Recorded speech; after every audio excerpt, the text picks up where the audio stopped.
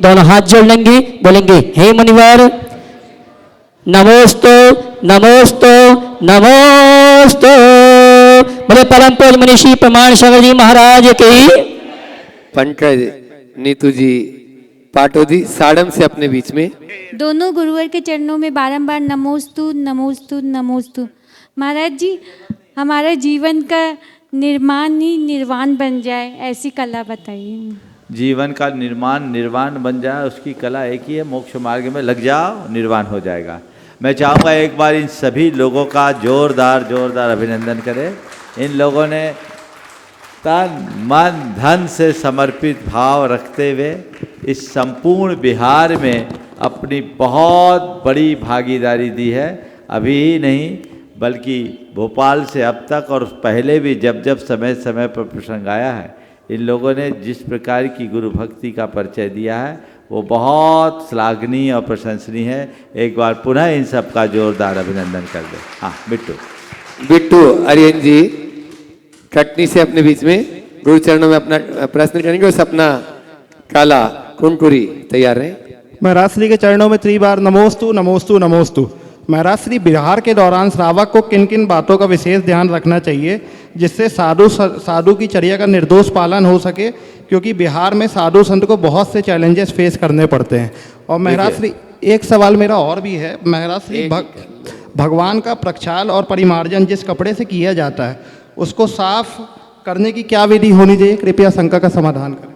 देखिए बिहार एक बहुत बड़ी जिम्मेदारी का काम, वे लोग बड़े भाग्यशाली हैं जो लोग अपना समय निकालकर साधु संतों के बिहार में अपनी सहभागिता देते हैं। इसमें हमें कुछ खास बातों का स्मरण रखना चाहिए।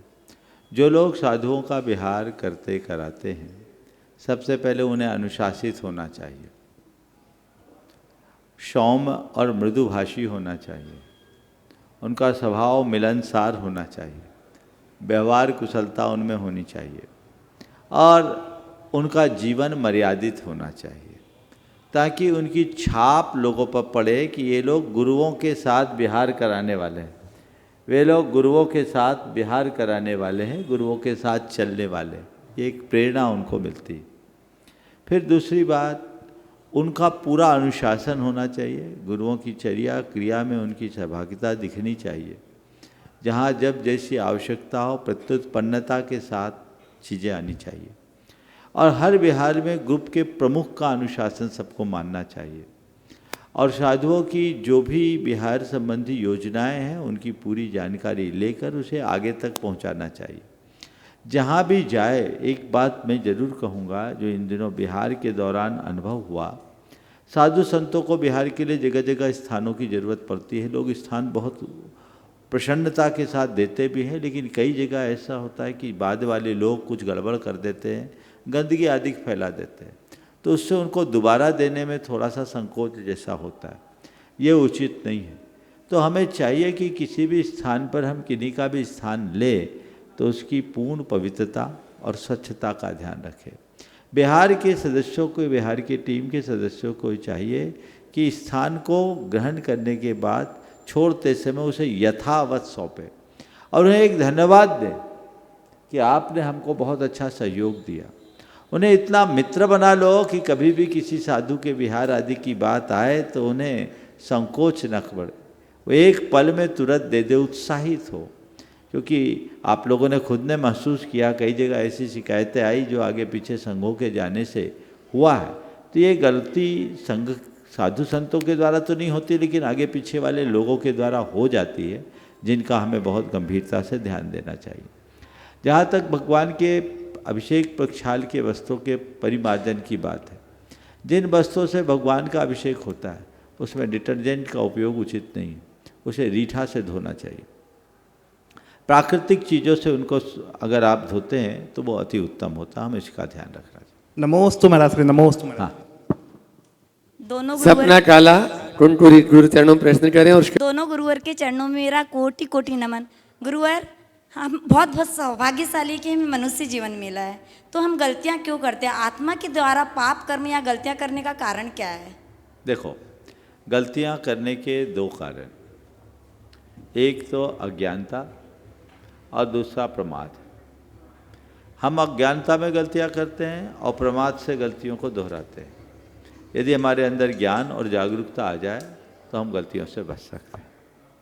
अंकित जैन राका ललितपुर, नयन जी जैन ललितपुर तैयार रहेंगे। मेरे आराध्य गुरुदेव को बारंबार नमोस्तु। गुरुदेव कहते हैं सबसे बड़ा खिलाड़ी वक्त है, जो तुम्हारे पीछे भीड़ भी खड़ी कर सकता है और तुम्हें भीड़ में भी खड़ा कर सकता है। बोलो। गुरुदेव कहते हैं कि सबसे बड़ा खिलाड़ी वक्त है, जो तुम्हारे पीछे भीड़ भी खड़ी कर सकता है और तुम्हें भीड़ में भी खड़ा कर सकता है। गुरुजी सही वक्त का चयन कैसे करें जो हमारा वक्त बदल दे? सबसे बड़ा खिलाड़ी भीड़ है, जो तुम्हें भीड़ में भी खड़ा कर सकता है। सब वक्त है जो तुम्हें भीड़ में भी खड़ा कर सकता है और तुम्हारे पीछे भीड़ भी खड़ी कर सकता है। आपने पूछा है कि हम वक्त को कैसे बदले। हर वक्त को अपने जीवन का श्रेष्ठतम वक्त मानो, हर वक्त को एक अच्छा अवसर मानो और उसे अच्छा अवसर मानकर उसे साकार करने की चेष्टा करो, तो हमें पता नहीं कौन सा वक्त हमारे जीवन का सर्वश्रेष्ठ वक्त बन जाए। जो लोग वक्त का इंतजार करते हैं, वक्त उन्हें कहीं का नहीं छोड़ता, लेकिन जो वक्त पर सही निर्णय लेकर सही काम कर लेते हैं, वक्त उन्हें कभी नहीं भूलता। तो हमें हमेशा वक्त का इंतजार करने की जगह वक्त को सार्थक करने का प्रयास करना चाहिए। गुरुदेव के नयन जी जैन ललितपुर, ब्रह्मचारी सुनीता दीदी बांसा शिरोमणि संरक्षक तैयार रहे। गुरुदेव के चरणों में नमोस्तु नमोस्तु नमोस्तु। गुरुदेव क्या गजब की बात है, सारे पशुओं से सारे संस्कार मनुष्य ने लिए हैं। सारे पशुओं से सारे संस्कार मनुष्य ने लिए हैं। कोई गाता अच्छा है तो कहता है क्या कोयल जैसी आवाज़ है, कोई ऐसे बुरा सा बोलता हो तो कहता है राम राम कौआ से बुरा काऊ काऊ करता है। घर में कोई सदस्य सीधी सीधी बात करता है तो बोलते हैं क्या गाय आदमी है। कोई मूर्ख जैसी बात करता है तो बोलते हैं गधा है गधा। और कोई कहता है मेरा बेटा शेर है, शेर की तरह रहता है। सब पशुओं से ले रहे हैं, बस दो को छोड़कर, कुत्ते को और सांप को। गुरुदेव इनको देखकर बहुत टेंशन हो रही है। आज का मनुष्य जितना जहरीला हो गया है उतना सांप नहीं रहा, और जो कुत्तों को पाल रहा है उससे वफादारी नहीं सीख रहा। गुरुदेव कृपया शंका का समाधान करें। बात बिल्कुल सही है कि पशुओं का स्थान अगर देखा जाए तो मनुष्यों से सब अर्थ में बड़ा है। उस दृष्टि से मनुष्य बहुत पीछे है और पीछे निकल रहा है। हमें इनसे प्रेरणा लेनी चाहिए। हम देखते हैं कि हर अर्थ में पशु मनुष्य से आगे है, लेकिन एक जगह पशु मनुष्य से पीछे है। वह है मनुष्य का विवेक, उसका मन। वो अपने विवेक के बल पर शेर को भी पिंजरे में बंद कर सकता है, हाथी पर भी कर सकता है, गधे का भी उपयोग कर सकता है। तो जब तक मनुष्य के मन में विवेक है तब तक ही उसके जीवन का वैशिष्ट है। विवेक के नष्ट होने पर उसके जीवन का कोई अर्थ नहीं। इसलिए हर मनुष्य को विवेक संपन्नता का ध्यान रखना चाहिए। अपने विवेक बुद्धि को जागृत करने के लिए सचेष्ट होना चाहिए। कुत्ते और सांप की बात बिल्कुल आपने सही की। सांप से ज़्यादा जहरीला आज का मनुष्य हो गया है। किसी ने बहुत अच्छी बात कही है कि आज आदमी में इस कदर विष भर गया है, वंश सारा विषधरों का डर गया है। आदमी में इस कदर विष भर गया है, वंश सारा विषधरों का डर गया है। कल सुनेंगे आदमी के काटने से, रास्ते का सांप कोई मर गया। कुत्ते को हम हर अर्थ में गलत कहते हैं, लेकिन कुत्ते की वफादारी हम सीखें तो बड़ा अंतर होगा। एक बार किसी आदमी ने किसी को कुत्ता कह दिया। वो बड़ा कृतज्ञ था, उसे कुत्ता कह दिया तो कुत्तों को बड़ा बुरा लगा। वो सब एक साथ आकर भौंकना शुरू कर दिया कि बोले ये गलत कह दिया आपने। बोले क्यों? बोले आपने हमको कुत्ता क्यों कहा? बोले क्यों? बोले ये जितना कृतज्ञ नीच है, हम उतने नीच नहीं हैं। हम तो जिसकी रोटी खाते हैं जिंदगी भर उसके आगे दुम फैलाते हैं, लेकिन ये आदमी कैसा कृतज्ञ है कि जिसको जन्म देता है, जीवन देता है और संस्कार देता है, वे उनको भी अपने घर से निकाल देते हैं। इसलिए हमको कुत्ता मत कहिए, हम कुत्तों से बहुत बेहतर। नमोस्तु गुरुदेव, नमोस्तु। ब्रह्मचारिणी सुनीता दीदी बांसा शिरोमणि शनैश्चर गुणायतन। गुरुवर के चरणों में नमोस्तु, मुनिवर के चरणों में नमोस्तु, छुल्लक जी के चरणों में इच्छा में। महाराज जी, अगर कोई न्यूज सुन कर के मन आहत होता है और उसमें अगर अपन सोचने के बाद भी मतलब अपने आप में नहीं रह पाते हैं, तो उसमें हमें संकलेश परिणाम का दोष लगेगा या जीवों के प्रति दया का भाव है वो दोष लगेगा। दूसरी बात, हम लोग प्रतिक्रमण करते हैं, प्रतिक्रमण करने में हमारे अगर दूसरी प्रतिमा के व्रत हैं तो हम दूसरी प्रतिमा तक के व्रतों का पाठ कर लेते हैं और आगे की प्रतिमाओं का पाठ छोड़ देते हैं। तो इसमें हमें प्रतिक्रमण करने में दोष लगेगा या हमारी 11 प्रतिमा नहीं है तो अगर उसको हमने बीच में छोड़ दिया तो प्रतिक्रमण अधूरा रहेगा क्या? देखिए, सबसे पहली बात तो ऐसे समाचार जो मन को आहत करे हमें उनसे दूर रहना चाहिए, जो नकारात्मकता उत्पन्न करे। संवेदनशीलता और आकुलता दो अलग अलग चीज़ हैं। किसी घटना दुर्घटना को देखकर द्रवीभूत होना अलग बात है और व्यथित होना अलग बात है। संवेदनशील व्यक्ति का हृदय पिघलता है लेकिन उसके अंदर भाव विवलता नहीं आती। मन में ये भाव आना चाहिए कि हे प्रभु, कब यह संकट दूर हो। ये एक धार्मिक व्यक्ति के लक्षण हैं। लेकिन कहीं कुछ हो रहा है, गोला बारूद फट रहा है और हम यहाँ आंसू बहा रहे हैं, ये व्याकुलता है, ये मोह के लक्षण है, इनसे बचना चाहिए। इसी तरह प्रतिक्रमण आदि करे, हमें अपने व्रतों के अत्याचारों की निंदा ग्रह करके व्रतों में स्थिरता लाना चाहिए। किए गए दोषों के निवारण का नाम प्रतिक्रमण। आप कहते हैं मेरी दूसरी प्रतिमा ऊपर की प्रतिमा नहीं है तो उनका पाठ मैं क्यों पढ़ूं? ऊपर की प्रतिमा की भावना रखते हुए ऊपर का पाठ पढ़ो, तभी तो आगे बढ़ोगे। अगर ये सोचो कि मेरी ऊपर की प्रतिमा ही नहीं है तो उनका पाठ क्यों करूं, तो फिर कभी ऊपर नहीं उठ पाओगे। इसलिए बेहतर है पूरा कर ले, लाभ होगा। नमस्ते। चंद्रकला जी पाटनी रांची। मेरी तरफ से जगत के सब जीवों की तरफ से मुनिराजों के चरणों में नमोस्तु, छुल्लक जी महाराज के चरणों में इच्छामि। महाराज श्री, जीवन हमें एक दिन का मिले चाहे 4 दिन का, उस जीवन को हम किस प्रकार से इस जिए कि वो मिसाल बन जाए। बहुत अच्छी बात आपने की। जीवन एक दिन का मिले या 4 दिन का, हम कैसे जिए कि हमारा जीवन मिसाल बन जाए। मैं ये कहता हूँ, जीवन के वर्ष नहीं, जीवन के कर्म महत्वपूर्ण होते हैं। हम थोड़ा जीवन जिए पर जिंदा दिली से जिए। जिंदा दिली के साथ जिया हुआ जीवन, थोड़ा जीवन भी मिसाल बनता है और खींच तान करके जीने वाले व्यक्ति का जीवन बेहाल होता है। तो हम अपने जीवन को मिसाल बनाएं तो जिंदा दिली अपने। नमस्ते। हाँ, और मैं आवाज़ दे रहा हूँ पारस मार्बल परिवार। ये वो परिवार है बंधुओं जिस परिवार से अपन देख रहे हैं गुरुवर निकल कर यहाँ पर अपन सबको ज्ञान की गंगा में अवगाहित करा रहे हैं और सबको एक प्रकाश दे रहे हैं। अनिल जी, संगीता जी सेठी, अरविंद जी, पायल जी सेठी, अमन, रिद्धि सेठी, नीलू सेठी, सम्यक सेठी, पुरु सेठी। एक बार जोरदार इस पूरे परिवार का स्वागत अभिनंदन करेंगे। आज उस परिवार ने पूरी बिहार टीम का भी आज बहुत अच्छे स्वागत किया। वे अपना प्रश्न गुरुचरणों में करेंगे और तैयार रहेंगे रामगढ़ से आए हुए सभी श्रावकगण। नमोस्तु महाराज जी। महाराज जी, आज हमारे भाग्य धन्य हो गए कि हमें आपकी अगवानी अपने प्रतिष्ठान में करने का सौभाग्य मिला। महाराज जी, इस क्रम में हमारे द्वारा किए गए किसी भी व्यवहार या किसी भी आचरण से अगर किसी को कोई तकलीफ हुई हो तो सर्वप्रथम हम उन सबसे क्षमा मांगते हैं। आपके प्रति भी अगर हमारे से कोई गलती हुई हो तो उसके लिए क्षमा मांगते हैं। दूसरा प्रश्न हमारा ये है महाराज जी कि अगर कभी भी हमारे गुरुदेव का अगर हमारे यहाँ आगमन हो तो हमें क्या क्या कैसा व्यवहार करना चाहिए? देखिए, इसके लिए मार्गदर्शन करें। कभी कभी शहरों से दूर रहना भी फायदेमंद हो जाता है। ये अवसर अगर आप रांची शहर के अंदर रहते तो नहीं मिलता।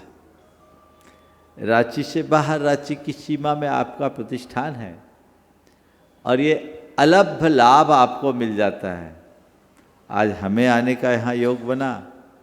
कोई ना कोई साधु संतों का इधर से बिहार होता और ये स्थान ऐसा है, रांची से 10 किलोमीटर की दूरी है, तो उनका प्रवास तो मिल ही जाता है।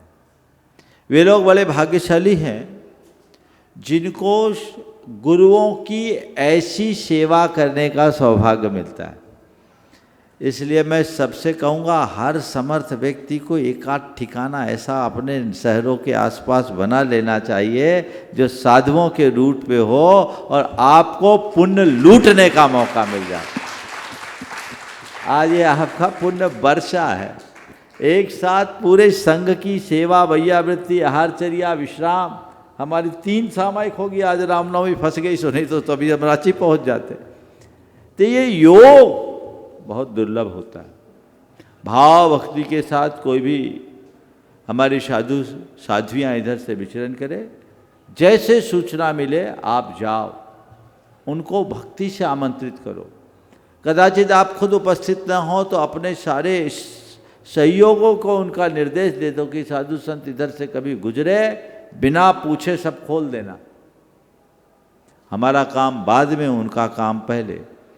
और उनके साथ जो चलने वाले हैं उनसे पूछ करके उनकी जो कुछ भी रिक्वायरमेंट है उसकी यथोचित पूर्ति करे और पूर्ति करके सेवा वैयावृत्ति का लाभ ले।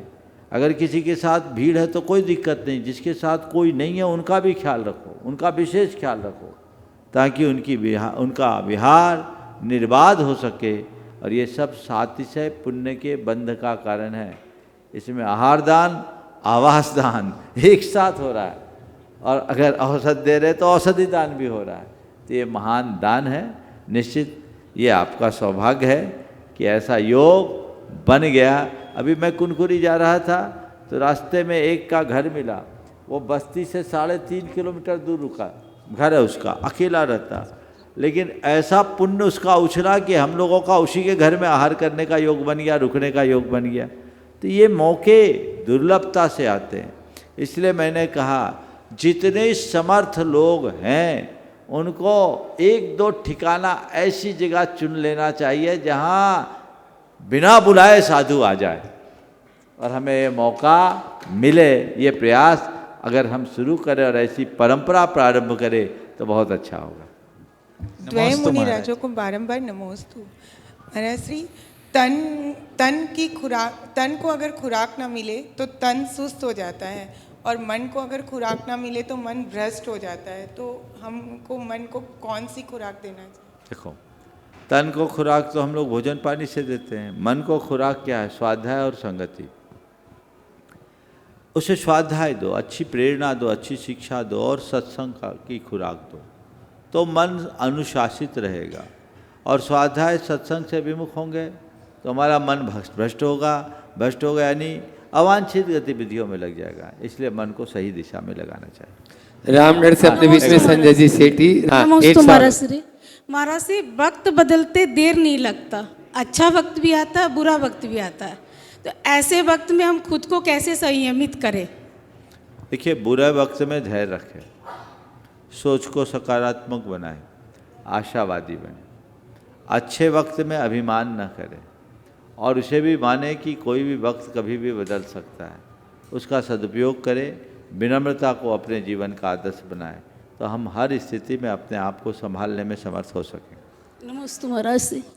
रामगढ़ से संजय सेठी, राजेंद्र जी पाटनी से परिवार यहाँ पर उपस्थित है। गुरुवर श्री प्रमाण सागर जी और चांदान सागर जी के चरणों में मेरी आत्मा के समस्त प्रदेशों से नमोस्तु नमोस्तु नमोस्तु गुरुवर। नमोस्तु गुरुवर, नमोस्तु। महाराज श्री, प्रतिक्रमण, हम लोग श्रावक जन जो प्रतिक्रमण करते हैं और मुनि जन जो प्रतिक्रमण करते हैं, उनमें क्या कोई फर्क होता है क्या? क्योंकि देखिए, प्रतिक्रमण एक तो ऐसा है कि शब्दों का प्रतिक्रमण, और एक प्रतिक्रमण होता है भावों का प्रतिक्रमण। अपने अपराध के शोधन का नाम प्रतिक्रमण। चलिए इधर पेटरवार से नरेश जी पांड्या। द्वैमराज के पेटवार की समाज की ओर से बारंबार नमोस्तु नमोस्तु नमोस्तु। महाराज साहब भरतेश्वर महाराज को ने 4 युद्ध हार गए और उन्होंने अंत में क्रोधित होकर के बाहुबली पर धर्म चक्र चलाया। तो क्या उनको कर्म का बंध हुआ होगा? और यदि कर्म का बंध हुआ है तो फिर घर गृहस्थ से रहते ही उन्होंने देखिए, आप जो कह रहे हैं भरत चक्रवर्ती के ने युद्ध हारने के बाद भी चक्र चलाया, निश्चित वो तीव्र कषाय के योग में हुआ, कर्म बंधा और अपनी सुप्त अवस्था के कारण उन्होंने कर्म को बांधा, लेकिन बाद में जागृत होकर उनने कर्म को काटा और एक अंतर मुहूर्त में केवल ज्ञान प्राप्त कर लिया। ओ चलिए, सूरज कुमारी साहू यहाँ के स्थानीय। हाँ महाराज जी, मैं जन्म से जैन नहीं हूँ, पर आपके प्रवचनों में मैंने सुना है और आचार्य श्री के प्रवचनों में भी मैंने सुना है कि जन्म से ना हो पर अपने कर्मों से, अपने आचरणों से कोई भी जैन बन सकता है। मैं जन्म से तो जैन नहीं हूँ। अभी मैं रामनवमी का जुलूस देखने के लिए निकला हुआ था, अचानक मेरी नज़र अंदर इधर आई और मैंने पीछे भावना योग का लोगो देखा। भावना योग का जब लोगो देखा तो मुझे लगा कि ये तो भावना योग का लोगो है। तो मुझे लगा कि कहीं महाराज जी तो नहीं आए हुए हैं, बाहर इतनी सारी गाड़ियाँ भी खड़ी है। तो मैंने बाइक घुमाया और अंदर आके देखा तो मैंने देखा कि आप बैठे हुए हैं। और संयोग से आज मेरा सौभाग्य है कि आज मेरा जन्मदिन भी है और मैं जैन धर्म को बहुत मानता हूँ, बहुत सुंदर, और अनुसरण भी करता हूँ। मैं मतलब खुशी से बोल नहीं पा रहा हूँ महाराज जी। मैं चाहूँगा इनका एक बार सभी लोग जोरदार करता ध्वनि से स्वागत करें। भैया, साहू तो तुम्हारे नाम के साथ लगाई है, अब कर्म में साधु बन जाओ, जीवन धन्य हो जाएगा। तुम जन्म से जैन भले न हो, अपने आप के अंदर जैनत्व को प्रतिष्ठित कर लो। आज जैन हो, कल जिन बनोगे। ओम शांति। आपका मार्गदर्शन।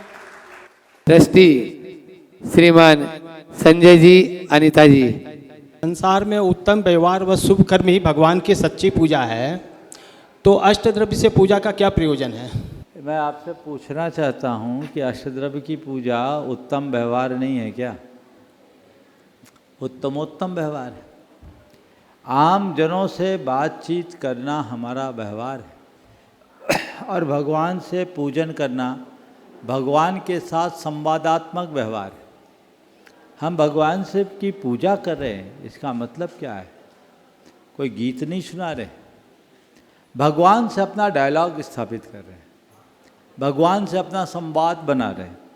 उत्तम पुरुष के साथ किया गया व्यवहार ही उत्तम होता है। इसलिए सर्वोत्तम व्यवहार और सबसे शुभ कर्म अगर कुछ है तो भगवान की शरण में आकर उनकी सेवा पूजा, ऐसा समझ। नमस्ते महाराज। अरुण जी डंडवाल, प्रवक्ता गुणायतन, तैयार रहेंगे। नमस्ते महाराज श्री। इच्छामी महाराज श्री, जो ज्ञान अनुभव के साथ आता है या मिलता है, जो ज्ञान अनुभव के साथ मिलता है या आता है, जैसे बर्फ़ ठंडा है, मेरे को किताब से जानकारी मिल गया, लेकिन अगर मैं छू के देखा तो मेरे को अनुभव भी हो गया। तो ये ज्ञान ज़्यादा श्रेष्ठकर है कि जो किताबों से मिला या अन्य माध्यमों से मिला? ये देखिए, ज्ञान और अनुभव दोनों भिन्न भिन्न परिणति है। अध्ययन से अर्जित ज्ञान केवल सूचनाओं का संग्रह बन के रह जाता है, लेकिन अनुभव प्रसूत ज्ञान हमारे जीवन का एक बड़ा आधार बनता है। कोई व्यक्ति अर्थशास्त्र पढ़े और करोड़पति बनने का रास्ता जाने, ये अलग बात है, और कोई व्यक्ति अर्थशास्त्र के अनुरूप अपना व्यवसाय करके करोड़पति बने, ये अलग बात। अर्थशास्त्र पढ़ना केवल अध्ययन है और अर्थशास्त्र के अनुरूप आचरण करके करोड़ों का अर्जन करना अनुभव है। अनुभूति सबसे उत्कृष्ट अवस्था है और हमारा लक्ष्य और ध्येय अनुभव का ही होना चाहिए। सूचनाएं विस्मृत हो सकती है, अनुभव कभी विनष्ट नहीं होता, अनुभव शाश्वत होता है। इसलिए हमें हमेशा अनुभव को प्रमुखता देनी चाहिए। नमस्ते। अनिमेश जी गोमिया दूर चरणों में अपना प्रश्न कर रहे हैं और तैयार रहेंगे संजय जी। गुरुदेव के चरणों में हम सब की ओर से नमोस्तु नमोस्तु नमोस्तु। गुरुदेव, आप कहते हैं कि भावना भाने से सब काम हो जाता है। मेरी भी एक भावना आपके चलते कदमों के साथ बहुत मैं भा रहा हूँ, लेकिन एक तरफ ये भी है कि आप कहते हैं कि एक्सपेक्टेशन मत रखो कोई भी चीज़ का, तो दोनों चीज़ों में सामंजस्य कैसे बैठा है? देखिए, भावना भाना और एक्सपेक्टेशन रखना दोनों में अंतर है। कोई अच्छा कार्य करने की धुन मन में जगाना भावना है, और किसी व्यक्ति या व्यवस्था से आशा और अपेक्षा जोड़ लेना एक्सपेक्टेशन है। मुझे ऐसा मिले ही। अच्छे कार्य के लिए भावना भाने से हमें प्रयत्न की प्रेरणा भी मिलती है, लेकिन जब हमारी अपेक्षाएं प्रबल हो जाती है तो उसकी पूर्ति के अभाव में मन में आकुलता आती है। आकुलता मुक्त अपेक्षा भावना है, और भावना में जब आकुलता जुड़ जाए तो अपेक्षा है। किसी चीज़ को पाने की भावना होना और किसी चीज़ के पीछे व्याकुल होना, दोनों भिन्न भिन्न परिणतियाँ हैं। इसलिए भावना भाएं, व्याकुलता से बचें। नमोस्तु गुरुदेव। दोनों अनिता संजय जी पांड्या गुरु चरणों में अपना प्रश्न करें। दोनों प्रश्न करेंगे और MP अजमेरा जी तैयार श्री रहेंगे। के चरण में बारंबार नमोस्तु नमोस्तु नमोस्तु। है महाराज श्री, मेरा संचय है कि आत्मविश्वास, सेल्फ कॉन्फिडेंस, अहंकार जो हम सब में भरा हुआ रहता है वो, और मान सम्मान, इन सब चीज़ों में बहुत बारीक सब दिखता है। इस चीज़ों को कैसे हम अलग अलग तरीके से समझें, किसको अपनाएं किसको ना अपनाएं, इसमें मार्गदर्शन करें। नमस्ते। बहुत अच्छी बात। आत्मविश्वास का सच्चा अर्थ तो है आत्मा के अस्तित्व का विश्वास, आत्मा पर विश्वास। जो अपने आत्मा के स्वरूप को जानता है, आत्मा पर विश्वास करता है, वो कभी विचलित नहीं होता, वो कभी भटक नहीं सकता। हर व्यक्ति को इस बात का गहन विश्वास होना चाहिए कि असल में मैं क्या हूँ और मेरा क्या है। जब हम अपनी असलियत को जाने लेंगे तो बाकी भ्रमपूर्ण बातों पर हमारा रंच मात्र भी भरोसा नहीं होगा, हम उनसे मुक्त होंगे। तो हमें अपने जीवन की वास्तविकता को जानने का प्रयास करना चाहिए। यही सच्चे आत्मविश्वास की पहचान है। वर्तमान में आत्मविश्वास को सेल्फ कॉन्फिडेंस की बात की गई। वो भी एक गुण है जो व्यवहारिक जीवन के लिए बहुत आवश्यक और उपयोगी भी है। वहाँ पर आत्मविश्वास का मतलब है किसी भी कार्य को अंजाम देने का भरोसा, अपनी योग्यता, अपनी क्षमता पर विश्वास रखना, अपने सामर्थ्य पर भरोसा करना, यह सब आत्मविश्वास के अंतर्गत आता है। जब तक मनुष्य अपने आप पर भरोसा नहीं करता तब तक वह कोई अच्छा कार्य कर भी नहीं सकता। इसलिए लोक जीवन में हमें आत्मविश्वासी होना भी जरूरी है ताकि हम आगे बढ़ने की प्रेरणा प्राप्त कर सकें। लेकिन कई बार ये आत्मविश्वास अति आत्मविश्वास का रूप ले लेता है जो व्यक्ति को दुस्साहसी बना देता है। उससे हमें बचना चाहिए। आत्मविश्वास अच्छी बात है, अति आत्मविश्वास बहुत खतरनाक है। हमें इससे पूरी तरह बच के चलना चाहिए। आपने पूछा अहंकार, मान सम्मान और स्वाभिमान, यही बोलो। अहंकार हमारी दुर्बलता है। कई बार आत्मविश्वास भी अहंकार की गूंज बन जाती है। मैं सब कर लूँगा, सब कर लूँगा, सब कर लूँगा। ये अहंकार से प्रेरित भाव है। मुझे करना है, मैं कर सकता हूँ, उसको अंदर से जांचते परखते हुए करना आत्मविश्वास की श्रेणी में आए।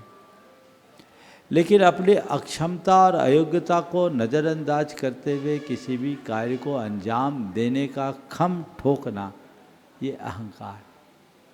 अहंकार बुरी बात है, आत्मविश्वास अनुकरणीय। जहाँ तक मान सम्मान मिले तो कोई बुरी बात नहीं है, लेकिन मान सम्मान की चाह होना अहंकार की परिणति है। स्वाभिमान मान सम्मान नहीं चाहता। स्वाभिमान अपमान से बचने की बात सिखाता है। मुझे कोई मान दे इसकी मुझे कोई चाह नहीं, पर मेरा कहीं अपमान ना हो जाए ये सजगता मेरे अंदर होनी चाहिए। बस इस बारीक अंतर को हम समझ करके चले तो दुविधाएं दूर होगी। नमस्ते। हाँ, अनीता जी भी अपना प्रश्न कर रही हैं और उसके बाद में MP जी अजमेरा।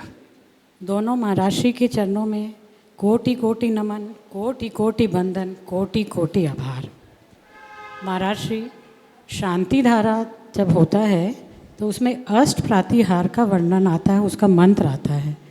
तो ऐसे में हमें अष्ट प्रातिहार युक्त भगवान का विजुअलाइज करना चाहिए या कलश के समय अष्ट प्रातिहार भगवान का विजुअलाइजेशन नहीं करके मंत्र रूप में समझना चाहिए। और दूसरा ये 64 रिद्धियों का भी 48 रिद्धियों का शांति धारा में उसका भी मंत्र आता है। उसमें भी ये 64 रिद्धिधारी मुनियों का विजुअलाइजेशन करना चाहिए या वो भी सिर्फ मंत्र रूप ही होना चाहिए? देखिए, शांति धारा में जिन मंत्रों का प्रयोग किया गया है ये मंत्र स्वरूप है और हमें इनकी विशिष्ट आराधना करनी चाहिए। अगर उस समय हम ज़्यादा विजुअलाइज करेंगे तो धारा ही आगे अटक जाएगी। तो इन्हें मंत्र के रूप में आराधें और ये जब ध्यान करें तो हम प्रातिहार युक्त अरहंत भगवान को स्मरण करें। इसी प्रकार नमो जिनानम, नमो ओहि जिनानम आदि के मंत्र हैं। ये मंत्र हैं, मंत्र पढ़े और नमन का भाव करें। और हम उस समय रिद्धिधारी मुनिराजों को याद न करें, हम इन सब गुणों से युक्त भगवान का स्मरण करें तो हमारे लिए कल्याणकारी होगा। उस समय विजुअलाइजेशन जरूरी नहीं है, ये ध्यान की परिणति है। ध्यान के काल में हम इन्हें पढ़ें, पाठ के काल में नहीं। नमोस्तु। श्री सेवायतन के पूर्व अध्यक्ष वयोवृद्ध सेवानिवृत्त IAS अधिकारी अपने बीच में श्रीमान MP अजमेरा जी रांची गुरु चरणों में अपना प्रश्न कर रहे हैं। आप लोग जोरदार तालियों से एक बार अजमेरा जी का सम्मान कर दें। महाराज श्री, आपका आगमन पूरे देश के जैनी समाज के लिए एक आदर्श उपस्थापित हो। ये पंचकल्याणक जो यहाँ हो रहा है वो इतिहास की रचना करे। आपने अपने प्रवचन में जिन बातों का उल्लेख आपने किया है वो जैन समाज की मर्यादा के हित में सर्वोपरि है, लेकिन जैन धर्म की मर्यादा क्या है उसे मैं भी समझता हूँ, आप भी समझते हैं, वो सारे लोग समझते हैं। मर्यादाहीन व्यक्तित्व के धनी अगर कोई है तो कोई और नहीं, हम सभी हैं। हम एक निवेदन ये करना चाहते हैं, भगवान महावीर की मर्यादा भगवान राम से कम नहीं। अगर आज अमेरिका के राष्ट्रपति ट्रंप भगवान महावीर के आदर्शों को अपना लें तो पूरे विश्व में यह युद्ध की परंपरा समाप्त हो जाएगी। आवश्यकता इस बात की है कि आपने महाराज श्री जो इन बातों का उल्लेख आज ने किया, भगवान रामचंद्र जी के जीवन की विशेषताओं का उल्लेख किया है, वो अपने जीवन में एक आनंद है और वो तभी है, यह शंका है कि इसका समाधान आपको करना है कि जो आपने कहा है अगर उन सिद्धांतों का पालन जैन समाज रांची कर दे तो पूरे हिंदुस्तान में पूरे जैन समाज के लोग जैन समाज रांची की मर्यादा आसमान पर पहुंचा देंगे। लेकिन यह तब होगा जब यह शंका है, इसका समाधान आप करेंगे। हमारे श्री नमस्ते। अगर मेरी शंका के समाधान से आपकी ध्वजा फहरा जाए तो इससे अच्छी बात क्या है। मुश्किल ये है कि शंका समाधान तो रोज़ होता है लेकिन लोग सावधान कहाँ होते। शंका समाधान से अगर आप सावधान हो जाए तो जीवन की दिशा बदलती है। हम सबको चाहिए कि जिन बातों को हम सुनते हैं समझते हैं उन्हें स्वीकार करें। युग बहुत तेज़ गति से बदल रहा है और इस बदलते हुए दौर में सब तरह की व्यवस्थाएं भी बदली है, पूरी तरह परिवर्तित और प्रभावित हुई। ऐसे दौर में हम समाज को उद्बोधित कर जागृत करें ताकि लोग अपने सांस्कृतिक मूल्यों के प्रति निष्ठावान बन सके और जीवन को बेहतर बना सके। हम लोगों का काम प्रयास करना है, लेकिन ये मान करके चलिए कि सब कुछ थोड़े से प्रयास से संभव नहीं है। हर व्यक्ति व्यक्ति को जुड़कर इस उद्देश्य और अभियान में जुटने की आवश्यकता है ताकि जीवन को कल्याणोन्मुखी बना सके। ओम। प्रीसा जैन रांची और तैयारेंगे अनामिका जैन रांची। दोनों महाराज जी को नमोस्तु, छुल्लक जी को इच्छामी। महाराज जी, मेरा प्रश्न ये है कि तीर्थंकर जी और भगवान जी में क्या अंतर है? तीर्थंकर और भगवान में क्या अंतर है? देखिए, भगवान वो है जो सबको केवल ज्ञान हो गया, वो सब भगवान होते हैं। लेकिन जो द्वादशांग की रचना करते हैं, चतुर्विध संघ की स्थापना करते हैं या धर्म तीर्थ की प्रवृत्ति करते हैं, उनको तीर्थंकर कहते हैं। तीर्थंकर 24 ही होते हैं, भगवान अनंत होते हैं। समझ गए?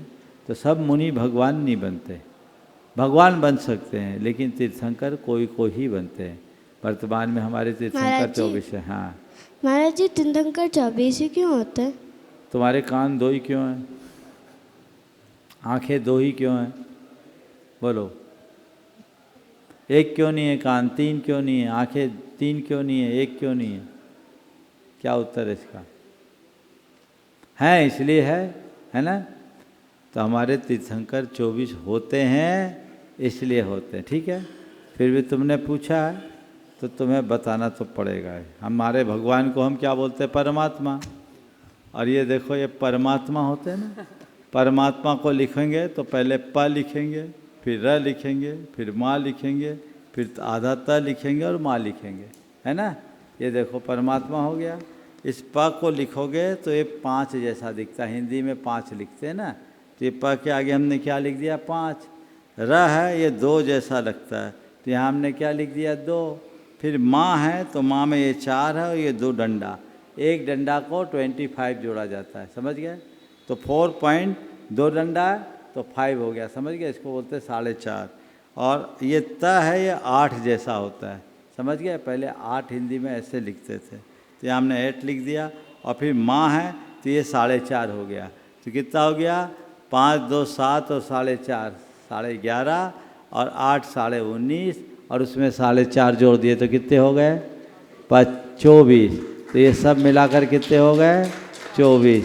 तो परमात्मा शब्द को जोड़ने में ही 24 हो जाते हैं, इसलिए परमात्मा कितने होते हैं? 24 होते हैं। चलो अगला प्रश्न अनामिका जैन रांची। सबसे पहले दोनों महाराज जी को बारंबार नमोस्तु। महाराज जी, मेरा प्रश्न ये है कि हमारा सोच हमारे जीवन में क्या प्रभाव डालता है?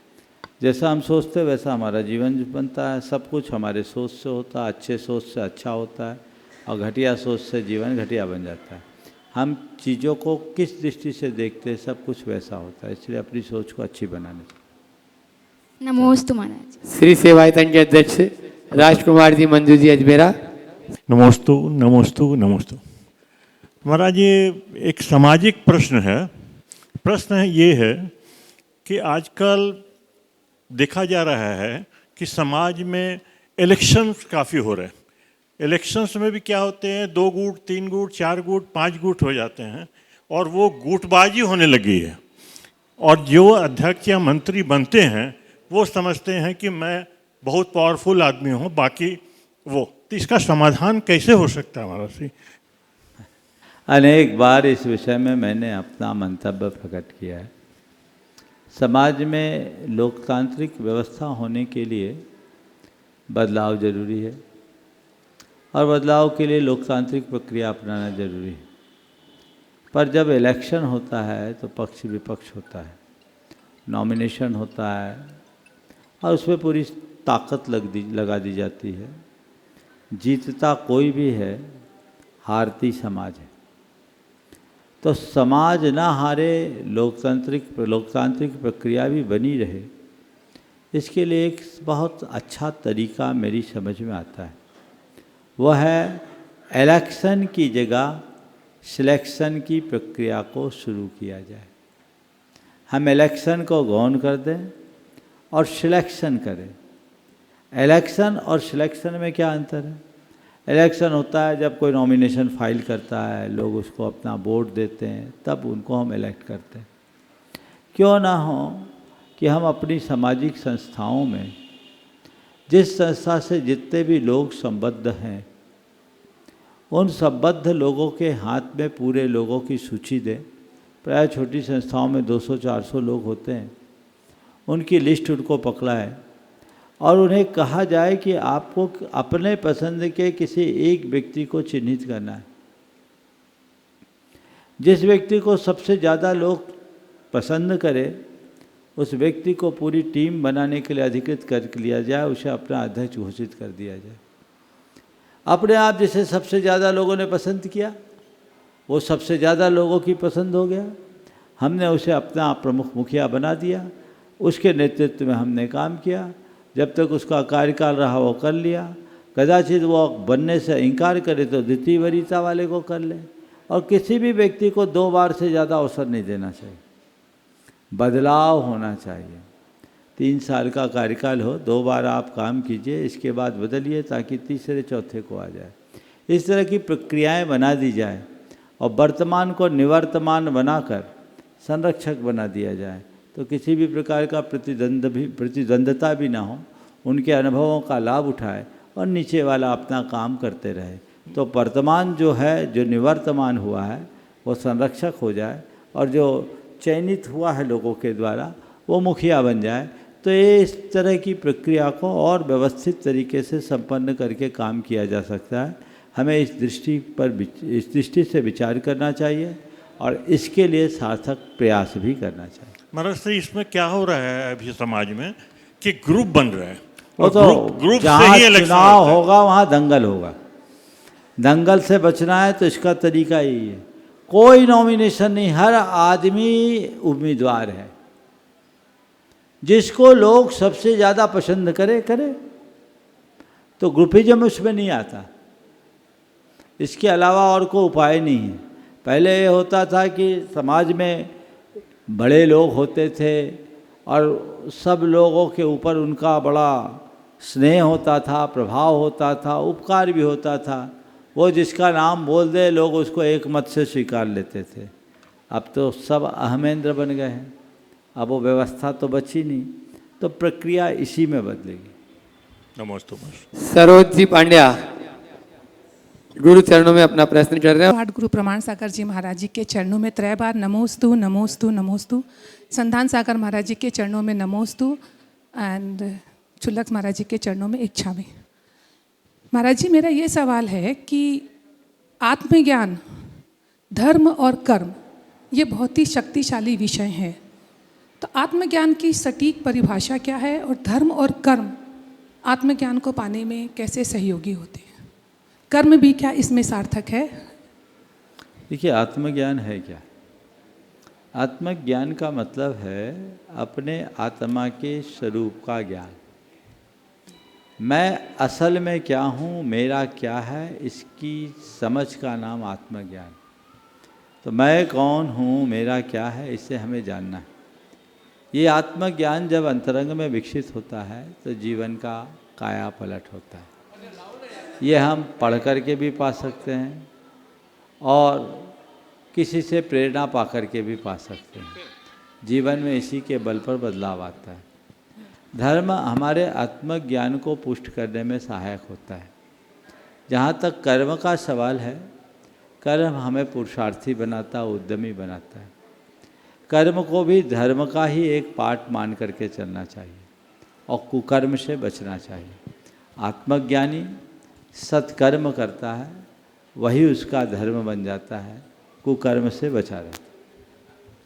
सीमी बढ़ जाते हैं। गुरु चरणों में अपना प्रश्न कर रही हैं। मुनि द्वे के चरणों में 3 बार नमोस्तु नमोस्तु नमोस्तु। महाराज जी, महाराज जी, मेरा प्रश्न यह है कि अष्ट मंगल द्रव्य और अष्ट प्रातिहार्य का घर में क्या उपयोग कर सकते हैं और कैसे? अष्टमंगल द्रव्य को आप घर में लगा सकते हैं, अष्ट प्रातिहार्य को नहीं। अष्टमंगल तो घरों में लगाना ही चाहिए। हर घर में अष्टमंगल होना चाहिए। अष्टमंगल की हमने संरचना भी कराई। आप अपने घर के बंधनवार के रूप में लगा सकते हैं। अष्टमंगल को आप अपने घर के ड्राइंग रूम में भी लगा सकते हैं, जहाँ लोगों की दृष्टि पड़े। इससे घर में सकारात्मकता का संचार होता है। प्रातिहार केवल तीर्थंकरों के होते हैं, तो अष्ट प्रातिहार केवल मंदिर जी में होना चाहिए, वेदी आदि के घर। अष्टमंगल आप घर में लगा सकते हैं। नमोस्तु महाराज जी। सब पत्नी यहाँ पर उपस्थित है। पदम जी छाबड़ा रांची। मेरे से मैं आया तब यहाँ पे पूछ रहे थे कि आपकी कोई शंका हो तो महाराज श्री से शंका समाधान में पूछा जाए। मैं ऐसा कोई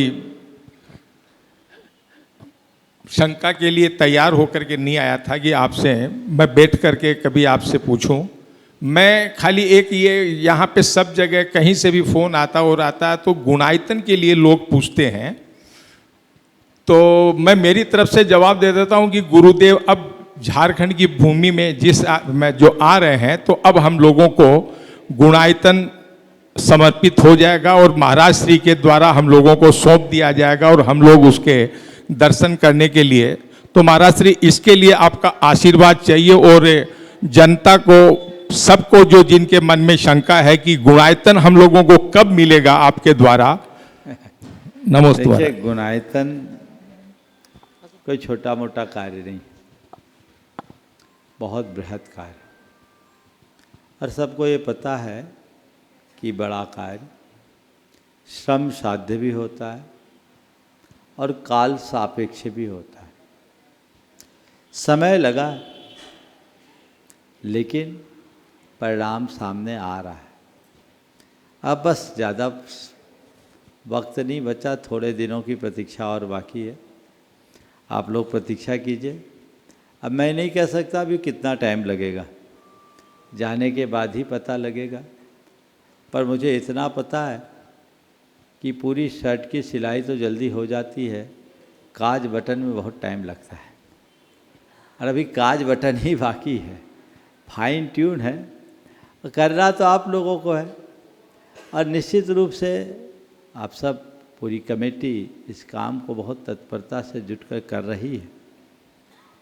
कुछ टेक्निकल काम है जो समय मांगते हैं। मुझे लगता है कि अब समय निकट आ गया है और सब ये भावना भाएं कि जल्दी से जल्दी वो काम पूरा हो सके और लोग उससे आनंदित हो सके। नमोस्तु महाराज। आप अपना प्रश्न करें और अंकित शास्त्री अपना नाम बोल दीजिएगा। हाँ, नाम बोल दो। महाराष्ट्र के दोनों महाराष्ट्र के चरणों में मेरा बारंबार नमोस्तु नमोस्तु नमोस्तु। मैं अनीता छाबड़ा रांची से। महाराष्ट्र, मेरा क्वेश्चन ये है कि जैसे घर में तो बहुत मेहमान आते हैं, उनमें कोई एक मेरा बहुत खास होता है, उसके पीछे तो कोई रीज़न होता है, लेकिन तीर्थंकर तो 24 होते हैं। लेकिन हम किसी जिनालय में प्रवेश करती हूँ, मैं स्पेशली अपने लिए पूछ रही हूँ, जितना भाव से मैं मूल वेदिका या मूल नायक का दर्शन करती हूँ, शायद अन्य प्रतिमाओं का उतना भाव से नहीं कर पाती हूँ। इसके पीछे महाराष्ट्र में कोई दोष लगता है या इसका क्या कुछ है क्या ऐसा? देखिए, ये मन की परिणति है। श्रद्धा सब जगह होती है, समर्पण कहीं एक जगह होता है। आप मंदिर की बात छोड़ दो, संघों में जाते हो। मैं आपसे कह रहा था कि आप भगवान की बात जाने दीजिए, मंदिर की बात जाने दीजिए। गुरुओं के पास भी जाते हैं, संघ में अनेक मुनिराज होते हैं, मन कहीं एक ही जगह लगता है। हमारा ध्यान 24 में ही टिका रहे, 24 से बाहर न जाए। एक जगह बैठ ले, पूजा कहीं एक जगह कर ले, अर्घ सब जगह कर ले, तो कोई दोष नहीं है। ये हमारे मन की दुर्बलता है और क्षोभसम सम्यक दर्शन की पहचान, ऐसा चलता। राहत ऋण से अपने बीच में पंडित अंकित जी शास्त्री जो भी रांची में पदस्थ है, गुरुचरणों में अपना प्रश्न करते हैं। सारस्वत सद्य योगी परम पूज्य गुरुदेव के पवित्र दिव्य चरणों में अनंत कृतज्ञता पूर्ण नमोस्तु नमोस्तु नमोस्तु। पूज्य गुरुदेव, जिनेंद्र भगवान के शासन में भक्ति की परंपरा में अनेकों स्तोत्र और स्तुतियों की रचना हुई। भक्तामर स्तोत्र के पूर्व भी अनेकों स्तोत्र और स्तुतियाँ उपस्थित थे। भगवान समंतभद्र देव आदि के द्वारा बहुत विशालकाय स्वयंभू स्तोत्र आदि की रचना हुई। फिर भी भक्तामर स्तोत्र में ऐसी क्या विशेषताएं हैं जिसके माध्यम से वह विश्व में सर्वश्रेष्ठ प्रसिद्ध हुआ? बिल्कुल सही आप बोल रहे हैं।